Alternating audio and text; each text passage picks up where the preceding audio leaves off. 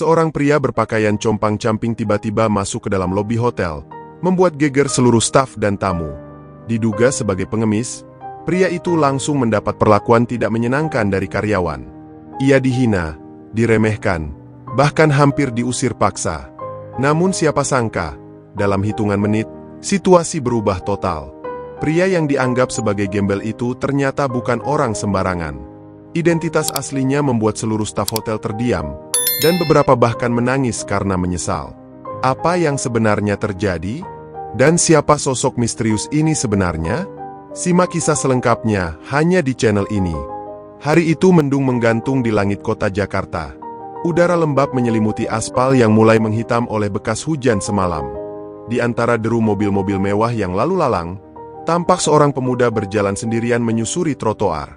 Bajunya kusam, celananya sobek di bagian lutut, dan sepasang sandalnya sudah hampir putus. Di pundaknya tergantung tas lusuh yang entah sudah berapa tahun menemaninya. Tak ada yang memperhatikan, tak ada yang peduli. Ia hanyalah bayangan di tengah gemerlap ibu kota. Langkahnya mantap menuju sebuah bangunan tinggi menjulang dengan desain megah dan elegan. Hotel Grand Ardana, hotel bintang 5 yang hanya dikunjungi oleh pejabat, artis, dan pengusaha kalangan atas. Pintu kaca hotel itu terbuka otomatis begitu ia mendekat, membiarkan si pemuda memasuki dunia yang berbeda 180 derajat dari penampilannya. Lantai marmer mengilap, chandelier kristal menggantung megah, dan musik klasik mengalun pelan. Aroma bunga segar dan parfum mahal memenuhi udara. Begitu pemuda itu melangkah ke dalam lobi, seluruh suasana seolah berubah. Beberapa tamu yang sedang duduk menikmati minuman hangat mulai saling melirik. Seorang ibu muda menahan napas dan menarik anaknya menjauh. Dua karyawan housekeeper yang sedang mengepel di sudut ruangan tiba-tiba berhenti, memandang dengan alis terangkat. Seolah-olah ada makhluk asing yang tiba-tiba masuk ke dalam ruang steril nan mewah itu. Dia tetap berjalan tenang. Tatapannya tidak menunduk. Ia melangkah ke arah meja resepsionis dengan percaya diri. Tapi resepsionis yang berjaga, seorang wanita muda berpenampilan rapi dengan blazer hitam dan name tag berkilau, langsung menunjukkan wajah tak suka.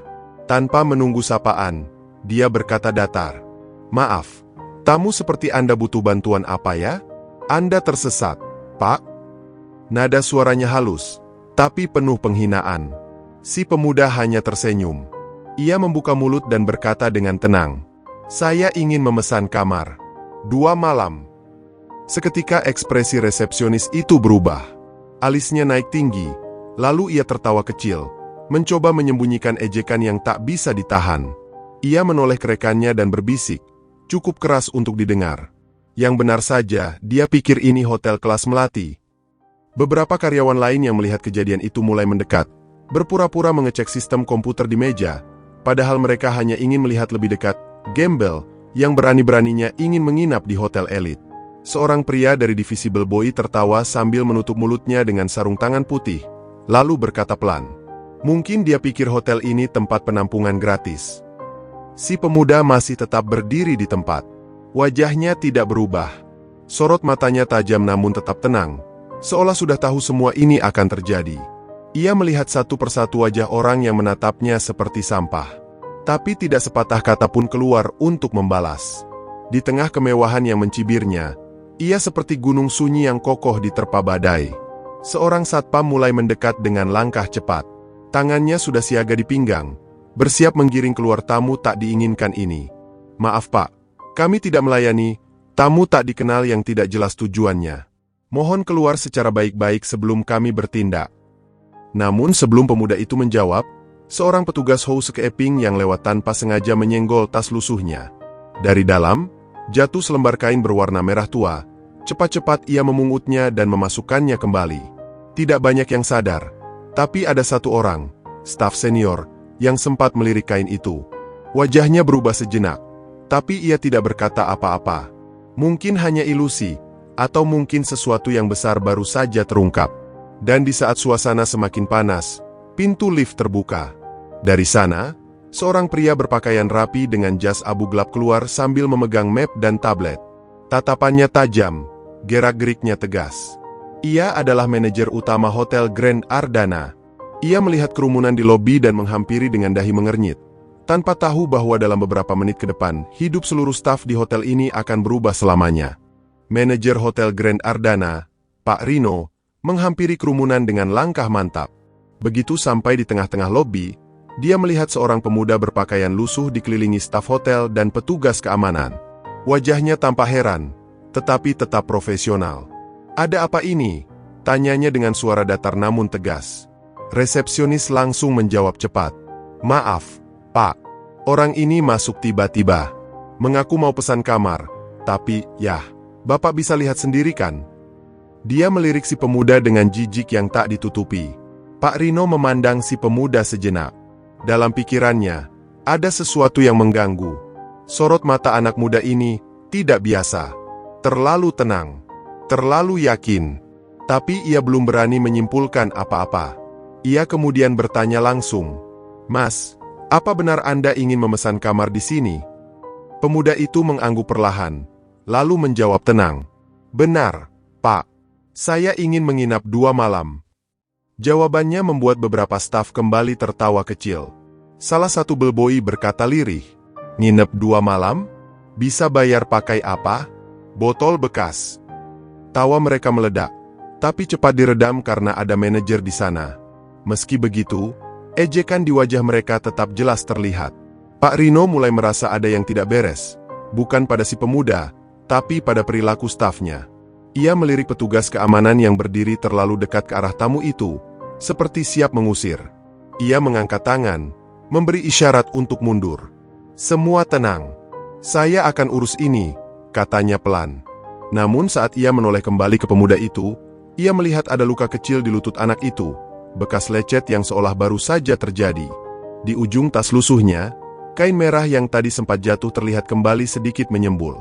Rino mencoba mengingat sesuatu, tapi pikirannya masih samar. Beberapa detik keheningan mengisi ruang. Lalu, tiba-tiba seorang supervisor housekeeping datang dari belakang, menghampiri manajer dan membisikkan sesuatu. "Pak, saya rasa saya kenal wajahnya, tapi saya gak yakin." Pak Rino menatap si pemuda lebih lekat lagi.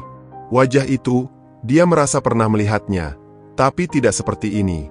Bukan dengan pakaian compang-camping, bukan dengan bau debu dan peluh. Namun sebelum Pak Rino bisa bertanya lebih lanjut, suara keras dari salah satu staf mengejutkan semua orang. "Pak, orang ini hanya buang waktu. Jangan dilayani. Ini bisa mencoreng citra hotel kalau tamu-tamu lihat pengemis mondar-mandir di sini." Ucapan itu menampar telinga semua orang, termasuk tamu-tamu yang kini mulai memperhatikan dari kejauhan. Pak Rino langsung memelototi staf tersebut. "Jaga ucapanmu." Tapi semuanya sudah terlanjur. Udara di dalam lobi terasa dingin dan menyesakkan. Pemuda itu masih tidak bergeming. Ia menatap lurus ke depan, menatap manajer hotel dengan tenang, dan bertanya pelan, "Apakah semua tamu di sini akan diperlakukan seperti ini? Hanya karena bajunya tidak mahal?" Pertanyaan itu menggantung. Tidak ada yang bisa menjawab. Semua terdiam, termasuk Pak Rino. Karena, untuk sesaat bahkan dia pun tidak tahu apa yang harus dikatakan. Dan di momen hening itu, seseorang dari belakang mendekat. Seorang pria tua berpakaian formal, salah satu investor utama hotel, baru saja turun dari ruang rapat. Saat melihat wajah si pemuda, dia berhenti dan matanya membelalak. "Arka? Ya Tuhan, kamu di sini." Suasana lobi seketika berubah. Semua mata menoleh ke arah pria tua yang baru saja muncul dari lorong pertemuan. Namanya Pak Darto, salah satu investor senior yang sangat dihormati di jaringan Hotel Grand Ardana. Dia jarang muncul, namun saat hadir, semua karyawan menunduk hormat. Tapi kali ini, dialah yang mendekati si pemuda lusuh dengan mata berkaca-kaca. "Arka? Itu kamu." Pria tua itu berjalan pelan, suaranya gemetar. Para karyawan saling melirik, bingung dan tegang. Si pemuda hanya tersenyum tipis dan mengangguk. "Sudah lama, Pak Darto. Maaf kalau penampilan saya tidak sesuai dengan tempat ini." Ucapan itu terdengar halus, tapi penuh makna. Seperti pisau tajam yang menusuk rasa malu para staf yang tadi menghina. Manajer Rino mematung. Matanya tak percaya. Ia menoleh ke Pak Darto, seolah minta penjelasan.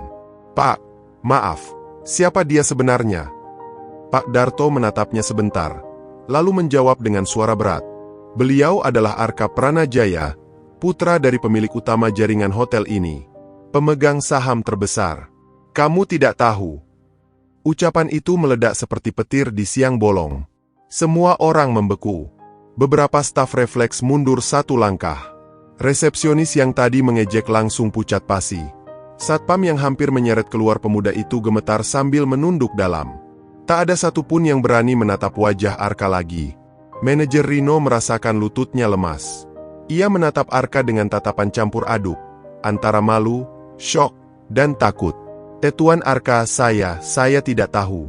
Maafkan kami benar-benar tidak bermaksud. Tapi Arka mengangkat tangan pelan, meminta semua diam. Saya datang ke sini bukan untuk membuat kegaduhan. Saya hanya ingin tahu, seperti apa wajah asli dari orang-orang yang saya percayakan untuk menjaga nama besar keluarga saya. Ucapan itu menghantam lebih keras daripada teriakan. Tak satu pun staf berani bersuara. Beberapa mulai menunduk dalam, menyadari bahwa segala cemoohan, tawa, dan sikap mereka barusan sedang dilihat langsung oleh orang yang membayar gaji mereka. Tapi lebih dari itu, oleh orang yang sengaja menyamar untuk menguji hati mereka. Pak Darto menghela napas panjang dan menepuk pundak Arka. Kamu masih seperti ayahmu, selalu percaya bahwa ujian karakter paling murni adalah dari orang yang tak diharapkan. Arka menunduk sebentar, lalu kembali memandang seluruh staf di depannya. Hari ini saya tidak akan membuat keputusan, tapi saya sudah melihat lebih dari cukup. Suasana menjadi lebih sunyi dari sebelumnya. Bukan karena takut dipecat, tapi karena malu. Mereka baru saja memperlakukan pemilik tempat itu seperti sampah. Dan kini, semua mata tertuju pada Arka, menanti apakah pengampunan akan datang, atau satu persatu akan dihukum tanpa ampun. Tidak ada suara. Bahkan deru AC dan alunan musik klasik di lobi hotel seperti menghilang begitu saja. Semua mata kini menatap ke satu titik. Pemuda berpakaian compang-camping yang baru saja diakui sebagai pemilik hotel itu. Gembel yang mereka hina, yang mereka tertawakan, yang hampir mereka seret keluar, ternyata adalah orang yang memegang kendali penuh atas nasib mereka. Para staf yang sebelumnya merasa paling berkuasa kini tidak lebih dari bayangan ketakutan. Resepsionis yang tadinya bicara tajam kini menggigit bibirnya sendiri. Wajahnya pucat dan matanya mulai berkaca-kaca. Satpam yang nyaris mendorong Arka keluar hanya bisa menunduk dalam, menatap sepatu hitamnya yang bersih, tak sanggup melihat mata sang pemilik hotel. Arka berdiri tegak. Ia tidak berteriak, tidak mengamuk. Justru diamnya yang membuat semuanya semakin mencekam. Tatapannya mengitari seluruh ruangan, menyisir satu persatu wajah-wajah yang sebelumnya dengan lantang mencibirnya. Lalu ia berkata dengan suara tenang tapi tajam, "Saya tidak marah. Saya hanya kecewa, karena apa yang kalian lakukan hari ini mencerminkan siapa kalian sebenarnya." Manajer Rino mencoba menengahi. Dengan suara bergetar ia berkata, "Tuan Arka, saya bertanggung jawab penuh. Tolong beri saya kesempatan untuk memperbaiki semua ini." Namun Arka tidak langsung menjawab. Ia hanya memandang dalam-dalam ke mata sang manajer. Hening yang kembali membungkus ruangan seolah menjadi tekanan psikologis bagi semua yang ada di sana. Setelah beberapa detik yang terasa seperti jam, Arka akhirnya berbicara lagi. "Kalian semua tahu, hotel ini bukan sekadar bangunan. Ini warisan keluarga saya. Dan saya percaya, hotel ini bukan hanya soal layanan bintang 5, tapi soal nilai. Tentang bagaimana memperlakukan orang lain dengan hormat, tanpa melihat penampilan." Kata-katanya seperti tamparan lembut yang menyayat. Beberapa staf mulai meneteskan air mata. Bukan karena takut dipecat, tapi karena rasa bersalah yang begitu besar mulai menyergap hati mereka. Resepsionis tadi mengangkat tangan gemetar, mencoba bicara. "Maafkan saya, Tuan. Saya sungguh tidak tahu. Saya..." Namun suaranya tercekat. Air matanya jatuh, dan ia menutup wajahnya sendiri.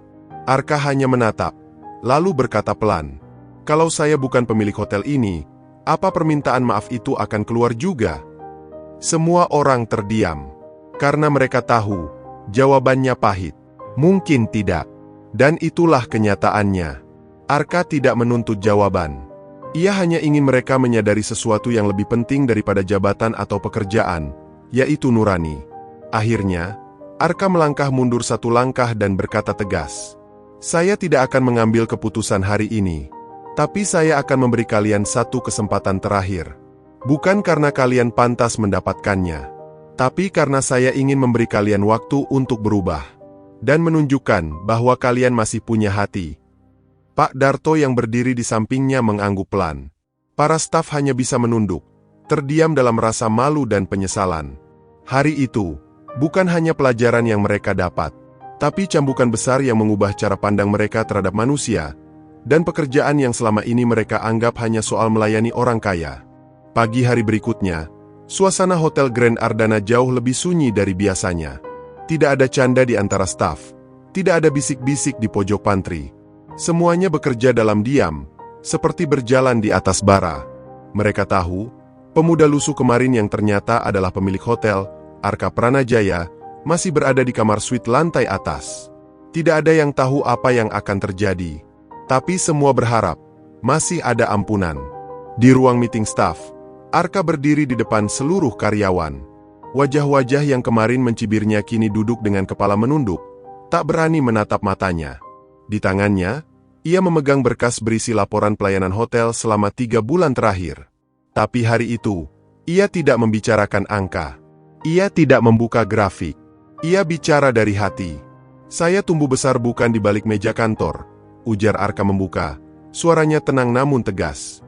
Ayah saya dulu membangun hotel ini dari bawah, dari jualan makanan kecil di stasiun, hingga bisa menyicil bangunan pertamanya.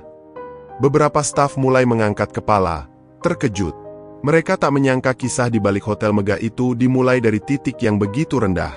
Arka melanjutkan, ia selalu berkata, pelayanan terbaik bukan datang dari pelatihan, tapi dari hati. Karena sopan santun bisa diajarkan, tapi empati hanya bisa dilatih lewat pengalaman dan kesadaran. Ucapan itu menghantam lebih keras dari kemarahan manapun. Semua tahu mereka sudah gagal dalam ujian kecil yang sesungguhnya sangat sederhana, menghargai sesama manusia, apapun rupanya. Salah satu staf, resepsionis wanita yang kemarin mengejek Arka, berdiri perlahan. Matanya sembab, suaranya lirih. Tuan Arka, saya mohon maaf yang sebesar-besarnya. Saya tidak akan mencari pembenaran. Tapi jika Bapak masih memberi kami kesempatan, saya akan menggunakannya untuk berubah. Arka menatapnya lama. Ia tidak tersenyum. Tapi ia mengangguk pelan. Kesalahan terbesar manusia bukan karena jatuh, tapi karena tidak belajar setelah jatuh.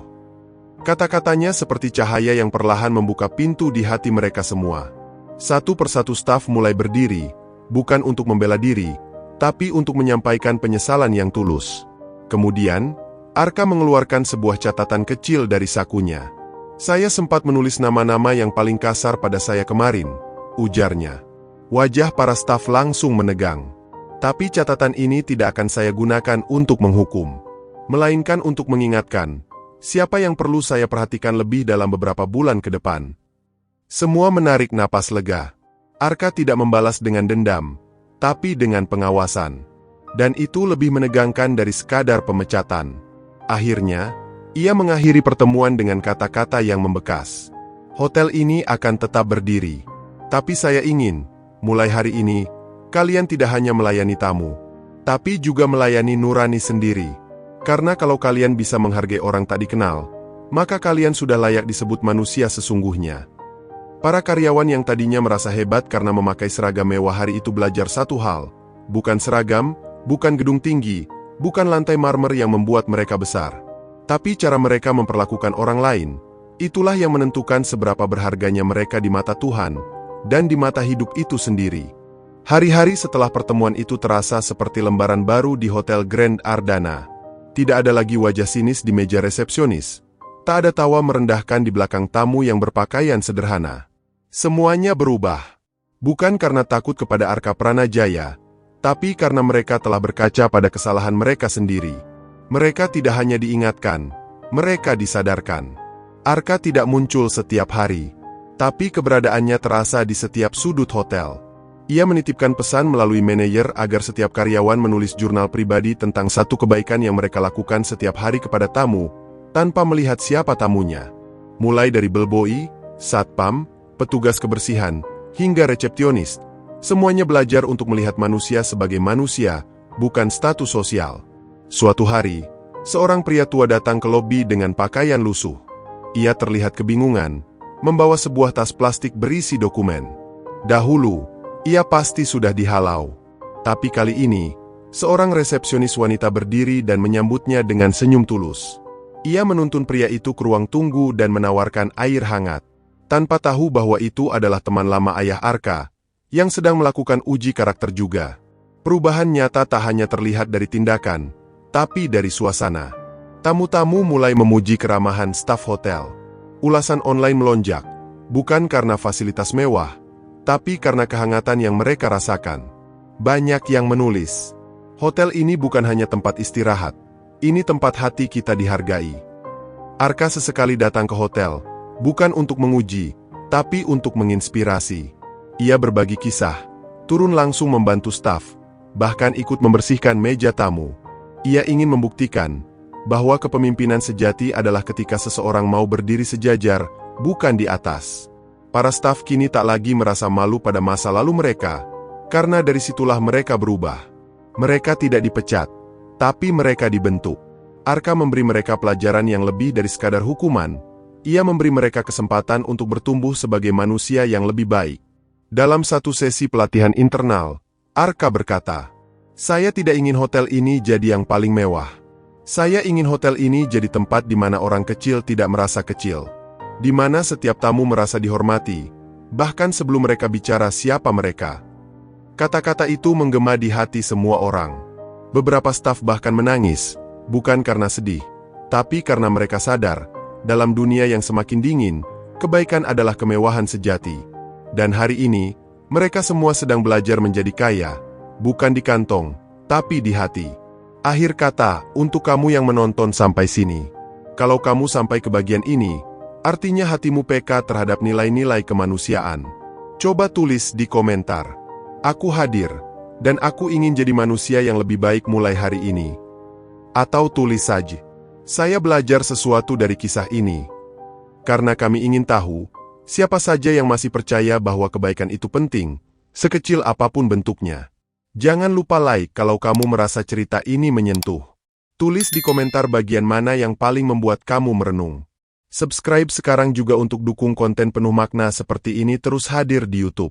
Karena kita semua perlu diingatkan bahwa dunia ini belum kehabisan orang baik.